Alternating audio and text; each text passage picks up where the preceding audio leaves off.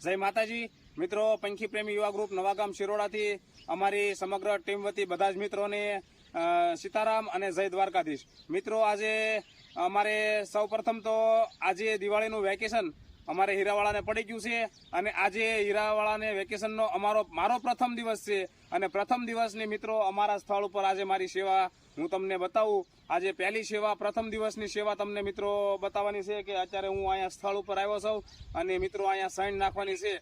તો આજે પહેલા દિવસે આપણે જે પણ સેવા કરું હું તમને બતાવું છું.